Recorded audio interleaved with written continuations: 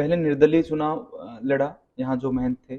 फिर यहाँ शिष्य भी थे यहाँ के खैतनाथ जी, उन्होंने कांग्रेस से चुनाव लड़ा। अब पूरी तरह से मठ जो है वो भाजपा के साथ है। ये कहें कि आपके गुरु ने और आपने भाजपा को ही चुना, भाजपा ही चुनाव लड़ रहे हैं। इवन आपके जो नाथ संप्रदाय के अध्यक्ष हैं, राष्ट्रीय अध्यक्ष आदित्यनाथ योगी हैं, वो भाजपा से जुड़े हुए हैं। तो ये क्या पूरे देश भर में कोई राजनीतिक फायदा, नुकसान या फिर वो होगा? देखिए, कांग्रेस को एक तरफ देखते हैं आप, कांग्रेस के साथ संत समाज क्यों नहीं जुड़ता है? ये भी तो एक सवाल है ना। आज से आज़ादी से लेकर अब तक एक दो साधु संत जुड़े थे उनके साथ में, अभी एक वर्तमान में है, मैं नाम नहीं जानता। लेकिन कांग्रेस ने उनको साथ क्या किया? क्योंकि कांग्रेस उनको एक अलग नजरिए से देखती है। कांग्रेस उनको तुष्टीकरण की राजनीति के माध्यम से, कांग्रेस तुष्टीकरण की राजनीति को ही बढ़ावा देती है, ना कि सर्व समाज की बात करती है। वो एक तबके का हित समझती है, एक तबके को ही अपना वोट बैंक समझती है। और उसी के कारण देश भारत है, भारत की परंपरा, भारत की संस्कृति, भारत की मान्यताएं, उनको लेकर कांग्रेस आगे नहीं बढ़ती। तभी सनातन धर्म परंपरा को मानने वाले, चाहे भारतवासी क्यों ना हो, चाहे संत परंपरा में, संत परंपरा का निर्वाह करने वाले संत योगेश्वर क्यों ना हो, वो सब जो है कांग्रेस से आज भी बहुत दूर हैं।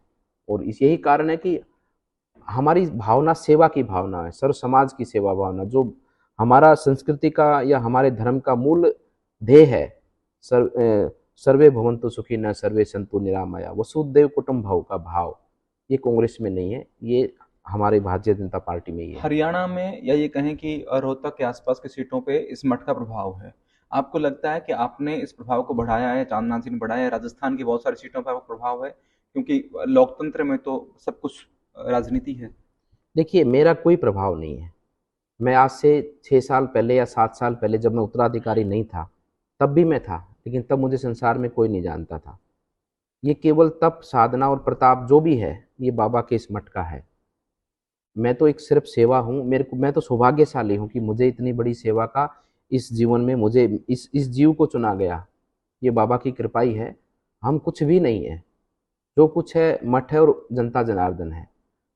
बस मैं तो यही कहना चाहता हूँ कि जो भी व्यक्ति को जो दायित्व मिलता है, वो मैं मानता हूँ अपने आप को सौभाग्यशाली समझकर ऐसे दायित्व जो राजनीतिक जीवन के हो या प्रशासनिक जीवन के हो, या कोई उद्योगपति हो, या कोई विद्वान अनुसंधान करने वाला वैज्ञानिक क्यों ना हो, जिनके अंदर भी बुद्धि दी है, वो बुद्धि भगवान का एक आशीर्वाद मानकर उन लोगों को प्राप्त करनी चाहिए, माननी चाहिए, और उसका उपयोग जन का कल्याण करने के लिए करना इस चाहिए। गद्दी के महंत को मंत्री बनने का मौका मिला, विधायक और सांसद बनने का मौका मिला। अब चर्चाएं ये होती हैं कि क्या गोरखनाथ मठ की तरह इस गद्दी के महंत को मुख्यमंत्री बनने का कोई मौका राजस्थान में, हरियाणा में कहीं मिल सकता है? देखिए, ये कोई विषय ही नहीं है। हमें तो सेवा करने का अवसर मिल रहा है, इससे बड़ा कोई और कुछ कुछ हो ही नहीं सकता। इससे बड़ा ये कोई विषय नहीं है। इस सेवा करने का अवसर मिले, चाहे कहीं भी मिले, हमारा जीवन सेवा के लिए समर्पित है। आप, एक आखिरी सवाल, आपका या मठ का क्या विजन है कि ये चाहते हैं, ये होना चाहिए? हमारा विजन है कि हमारे से जुड़े हुए और इस मठ से और इस मठ की परंपरा के जो हमारे से पूर्व